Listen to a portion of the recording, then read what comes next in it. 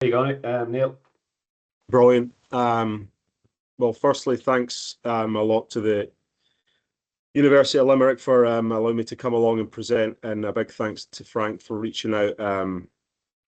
You guys have had a lot of kind of decorated presenters before, so it's a real honour for me to be able to come on and speak to everyone this afternoon. Hope everyone's had a nice Wednesday. It's not been absolutely peeing rain here in Scotland, so we're doing okay.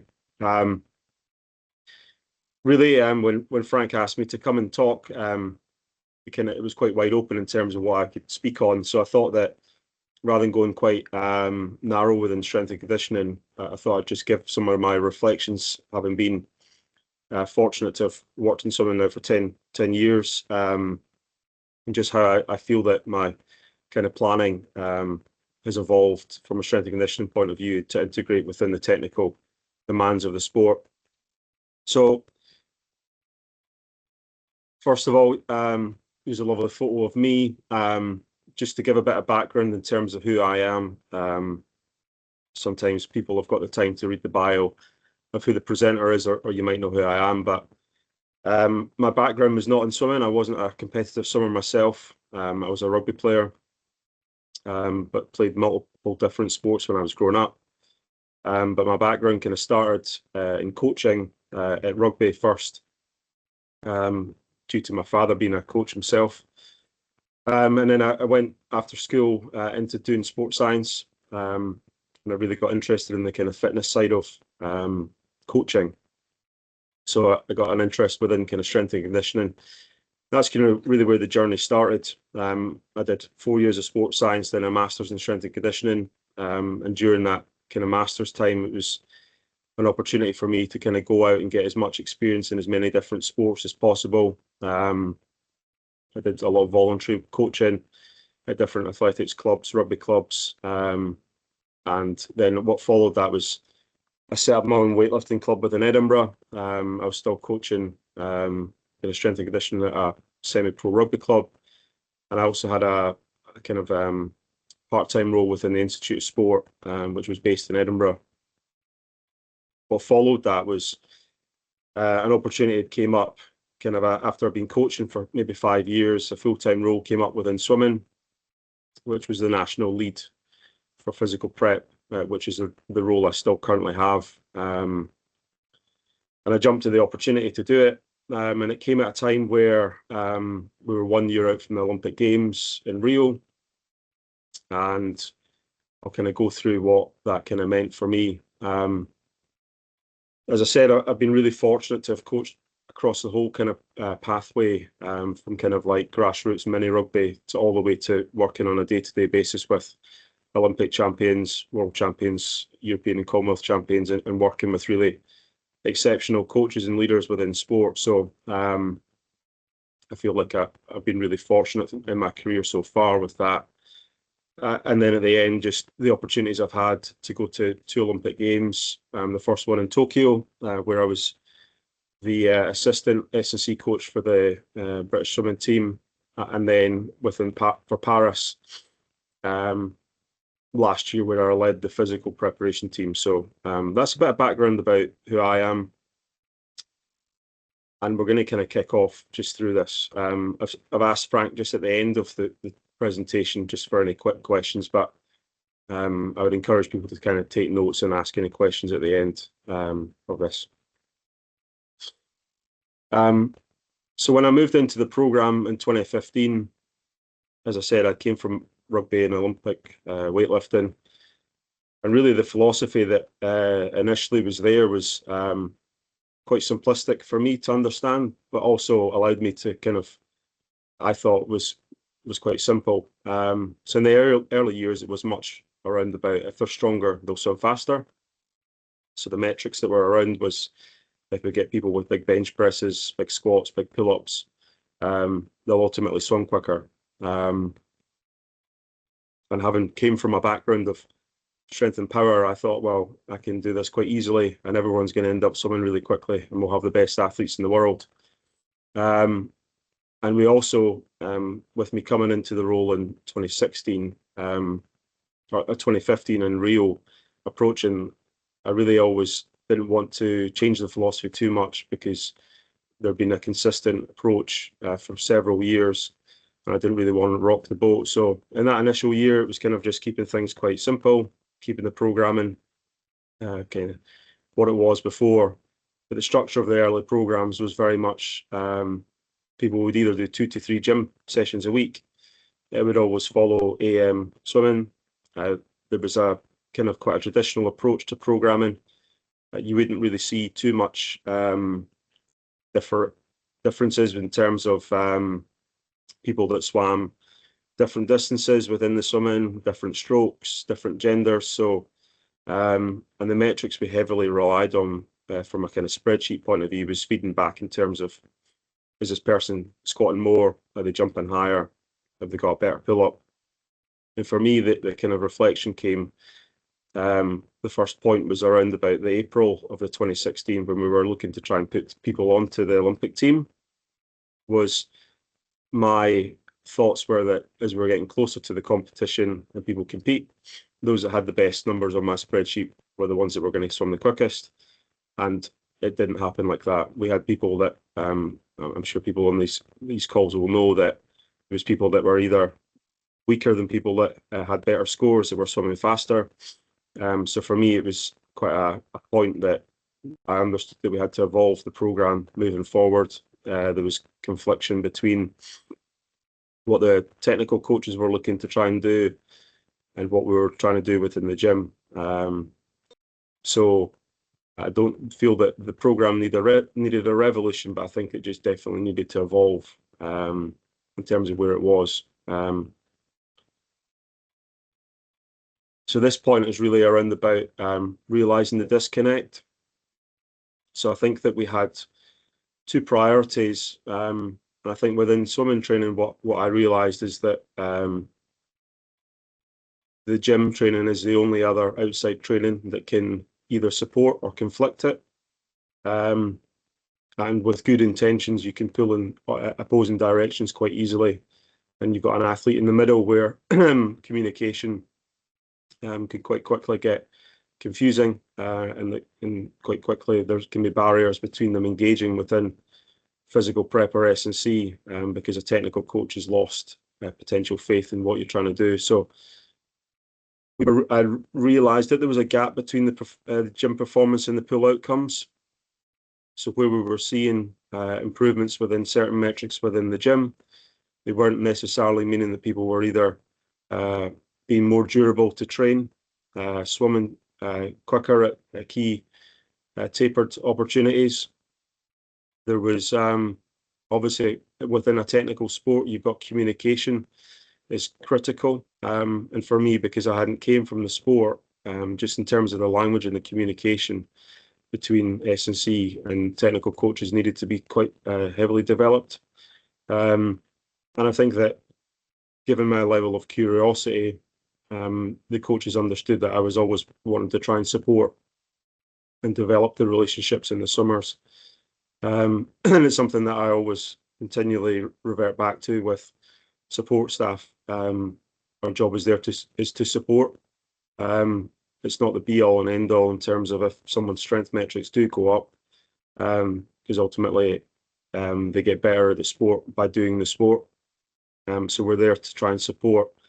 And we had examples of challenges where we had challenges with people being heavily fatigued.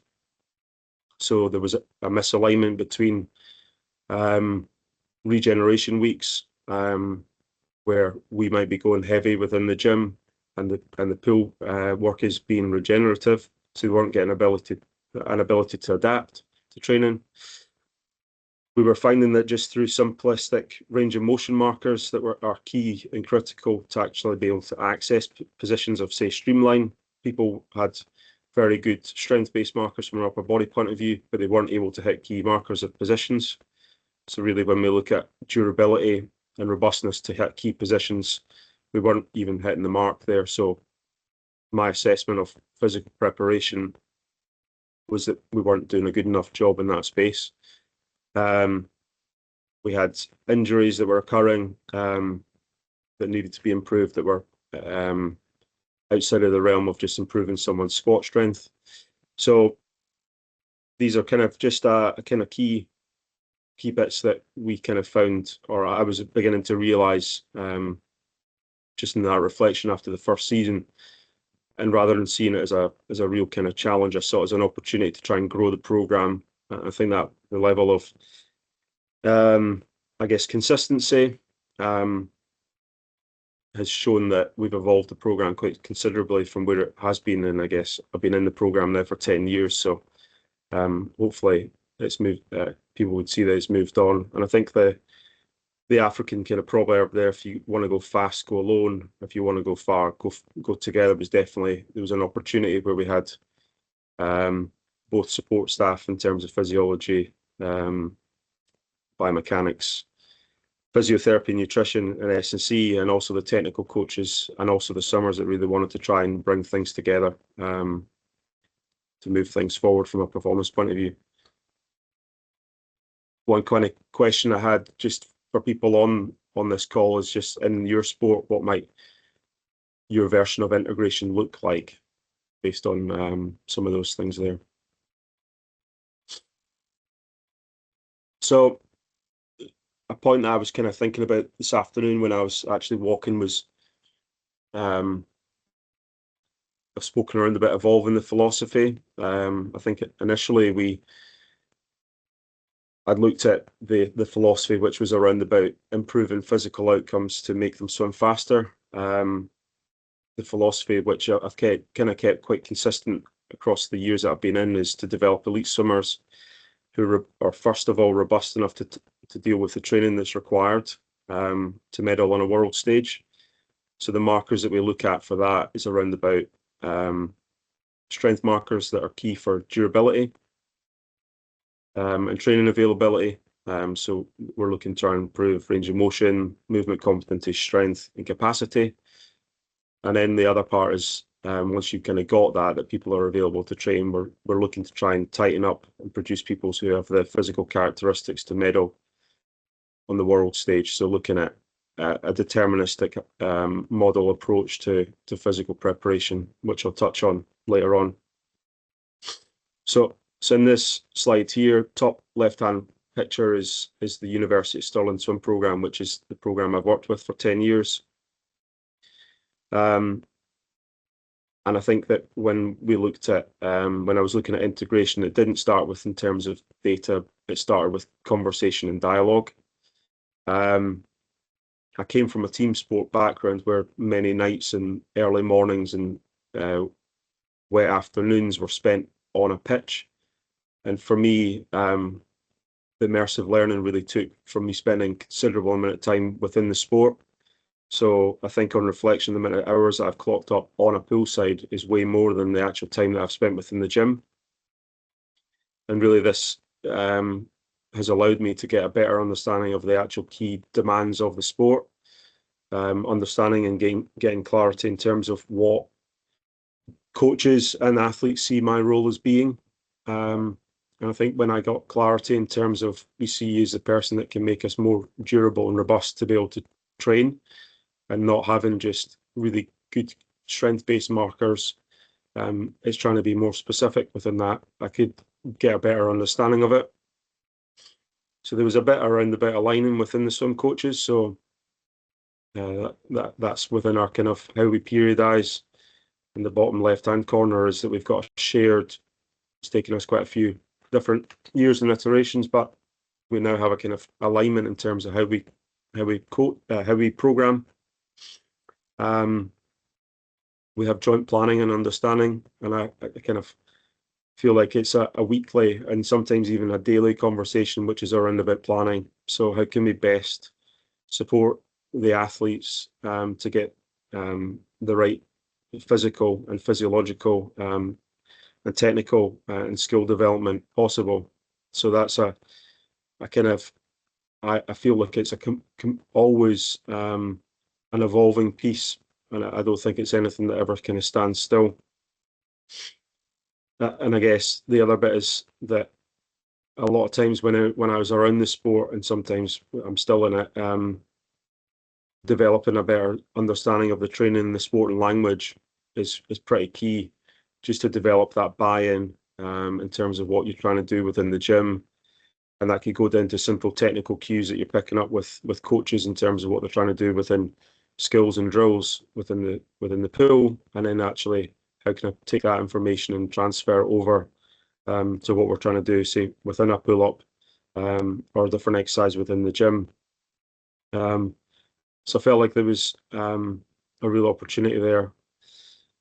And the last part, which I think has been key in terms of gaining clarity, where we see strength and conditioning falling, is within the technical priorities. So we run a process called individual athlete planning, where the athletes come up with specific goals for each season, which normally fits within a wider context of say a 2, 3, or 4 year plan in terms of the direction they're trying to travel. And for us, it allows us to understand where they're technically looking to try and develop, and that could be skill based. So I'm trying to improve my start, I'm trying to improve my underwater fly kick to make this area better. Then it goes down to each individual discipline being able to understand where they can support and develop key areas. And then that branches out further in terms of how do you integrate that with the technical coaches on a week-to-week basis. How do we track it? How do we monitor it? And I'll kind of go into that a little bit further on.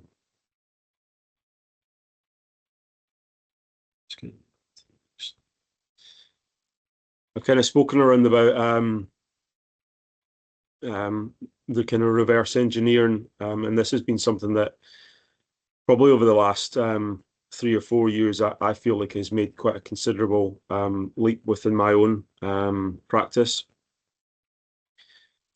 And having been fortunate enough to have attended major games themselves, I've always taken an opportunity to kind of reflect when I'm in the competition and on the flight back.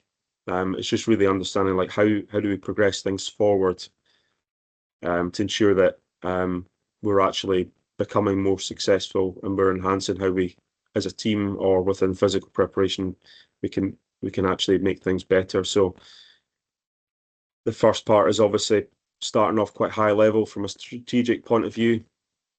And I always think strategic planning starts years in advance.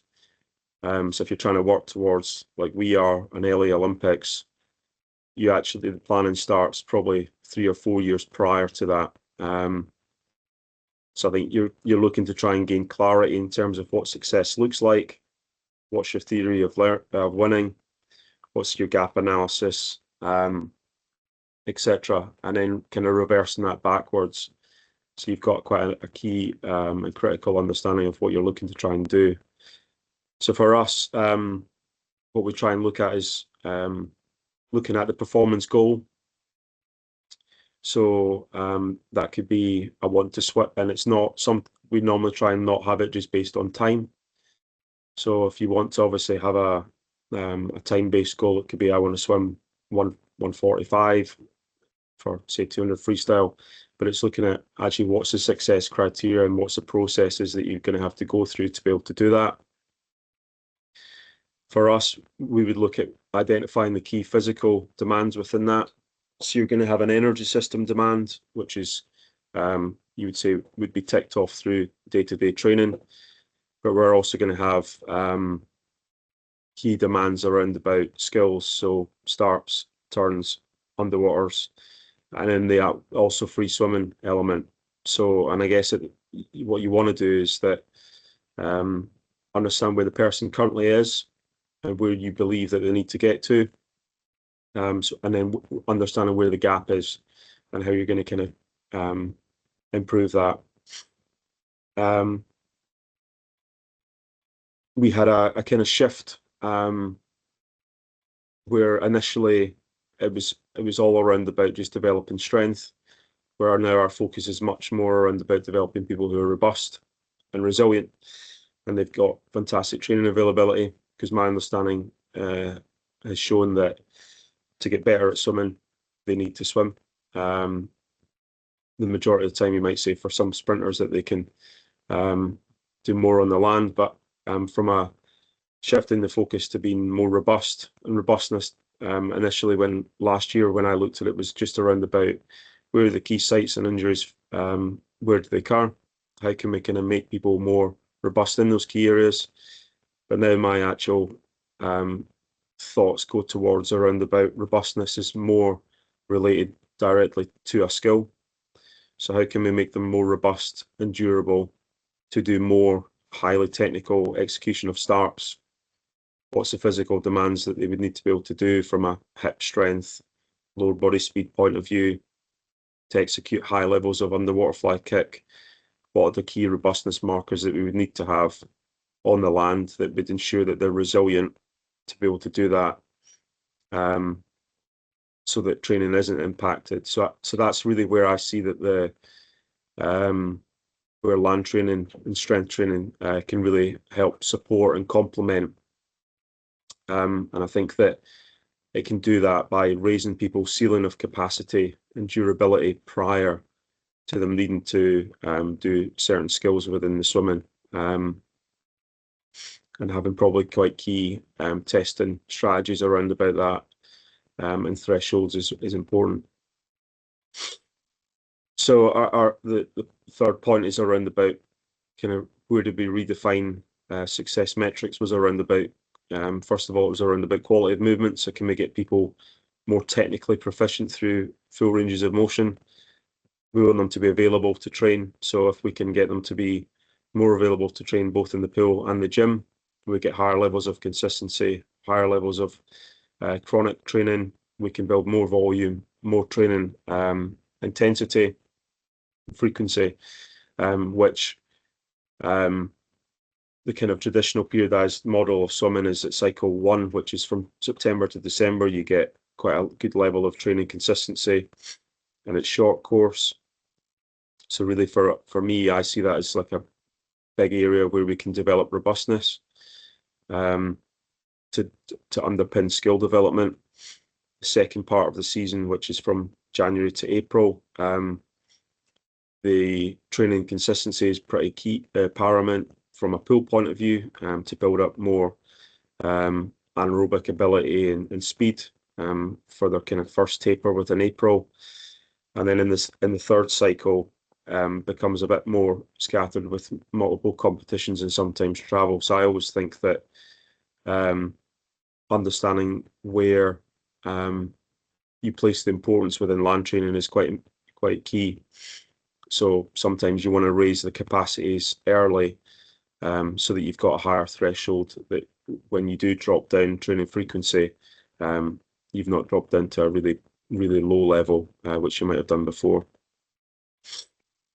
And I guess like how I've tried to understand where we can best support is actually asking better questions. So not how strong is strong enough, which is a question that I think a lot of S&C coaches and swimming coaches asked me, and reframing it and kind of looking at how does this athlete need to express their skill under fatigue, pressure, and speed, and what might the physical demands of that look like.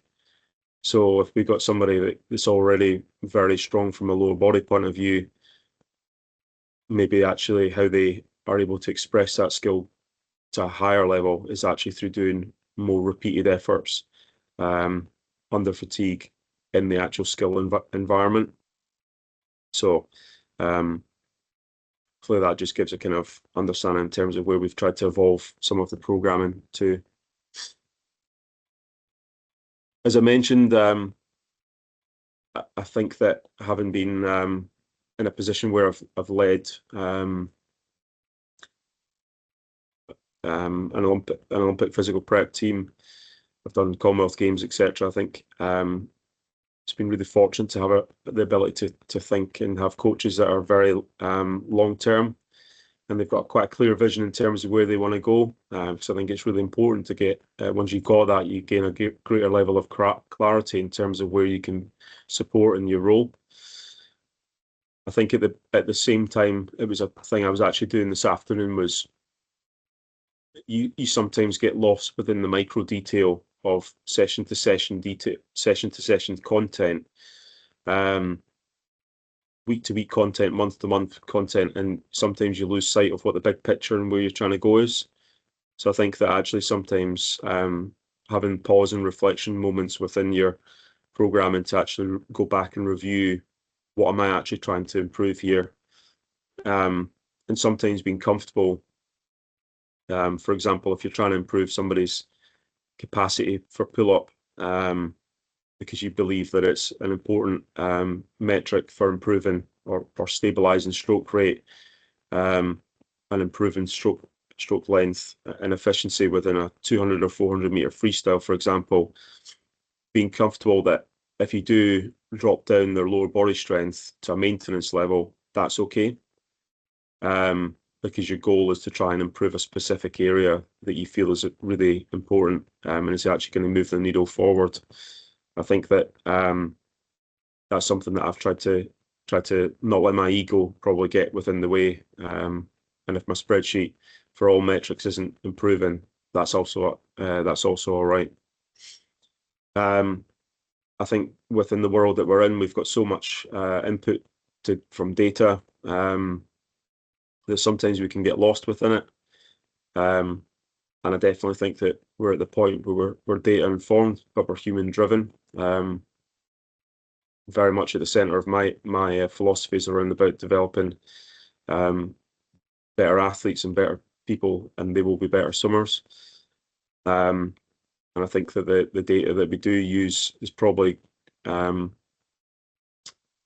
to a point where it's much more specific towards a specific goal, and that means that we've got greater clarity, and so do the athletes in terms of the direction of travel. I think that balancing load, skill, and recovery is really a challenging piece. But I think going back to the point that I spoke about before, is around about understanding the sport, consistent and common language and communication really, really frequently. And I think that when I look to kind of program or put together plans, I always try and forecast forward when I put plans in place. What's the outcome and success criteria I'm looking for the potential pitfalls, things that might get in the way of this being successful. What's the impact this is going to have within the pool from a positive, negative point of view?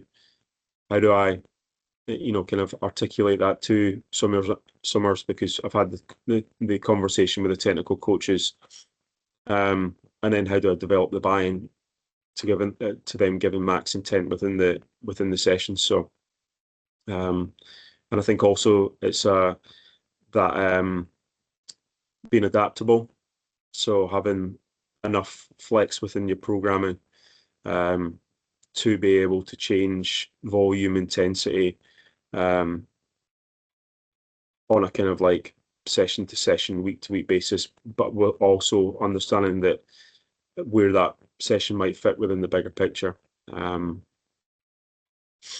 my point at the bottom is around about what I've learned is that high performance isn't necessarily about doing more, it's about doing what matters. So sometimes when we drill down into the programming details, having, it might be we're maintaining certain aspects of robustness, but we're chasing after one key physical area that we believe is really important to improve that person's area of skill.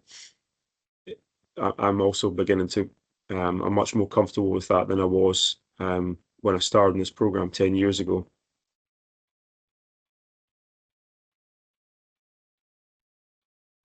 So I was conscious not to kind of do death by PowerPoint. And I said to Frank at the end, I want to try and get as many questions from people as possible. And I think that I'm trying to wrap up is just trying to give kind of in 10 years, when I reflected back, what would be the 10 lessons that I've tried to kind of learn. And I definitely believe that everybody can read the screen, but I think that where you're able to integrate and work together as a team, it definitely beats being in silos. I still see that happening across multiple different sports, and I know the challenges sometimes within people's geographical locations doesn't make things easier, but where integration definitely beats isolation. I probably inherited something that there wasn't too much integration, but I think that we've moved that on a considerable amount. Strength is definitely context dependent, and it's also a skill. So it's dependent upon the context that you're trying to improve, and not every aspect of strength is really important for every single person. Communication and kind of like common language is really drives performance, and that's where I see that. It kind of filters through everything that we do. I think that on that, what I've learned over the last 10 years is actually the most experience, and I've been extremely fortunate to work with some really high profile summers, is that their input, their their input, their voice, and their what they value, and basically try and what they see is important within physical preparation or S&C is extremely valuable to me, because they understand the sport way more than I do. I've never been a competitive swimmer, and they also are the people that are performing at the highest level. So I think I've tried to lean on that quite a lot, is use the experience within the room, both from a coach's point of view, but also from the athletes. And from that is running plans past them in terms of, I'm thinking about this. What do you think? I see robustness as the real performance currency. I see that making people, first of all, more durable, and available to hit the key training volume and intensity is the first and foremost area within physical prep, and that we can support sports. And then the next part of that is looking at robustness in terms of rather than just general robustness and durability. How can you make them more robust for the skill demands? So what are those key metrics that you would look to try and improve? So for example, it might be for us, durability for free swimming, would look at shoulder internal external rotation strength, pull up, press up, and horizontal row capacity. So where do people sit on those kind of key markers that we believe are important from a durability for free swimming? Technical and physical are inseparable, so they're really interlinked. When we started, we probably had people that were highly physical within the gym, but weren't necessarily very technical within the swimming. And what we've probably tried to look at is quite a long-term strategic approach to develop good physical, technical ability first. And then layer on top of that is the physical ability. So that's more of a kind of long-term, wider picture approach that we have up in Scotland. The kind of key bit is that those relationships that you have are far greater than your the spreadsheets. Obviously, I'm not trying to say spreadsheets are not massively important for me. I still have loads with all my planning, my numbers and my data. But what I value is the relationships, because I can learn so much more from them. And ultimately we're working with human beings that have feelings and emotions. The points I've made is around about trying to be flexible and adaptable. I've seen too many times people within the discipline I work is having the best videos and of athletes, but actually they're not very adaptable within working with other people. So I think it's a key kind of skill to have, is to be flexible and adaptable, but also keeping the main thing, which is ultimately about moving performance on and how you can best support that. And for me, the evolution within your practice, it should never end. I feel like obviously we've been in this sport and I've been coaching for 15 years, but every single years I'm constantly trying to evolve what I'm doing to become a better version of myself. So, and even today I was looking at reviewing programs and coaching reflections just to try and upskill and develop the quality of service that we can do. I think I've got one last thing. So this one is just people have got their own questions, I'm happy to answer them. But the last one is just for people to think about, how does this resonate in your environments, and what's one thing that connects or clashes with your sport? It's just one thing for people to kind of either jot down and have a think about tonight, or if you wake up in the morning and you've got some time over your morning coffee and you want to think about, it's just something for people to ponder over. But thank you very much for your time. Thanks, Neil. I'll just stop the recording there.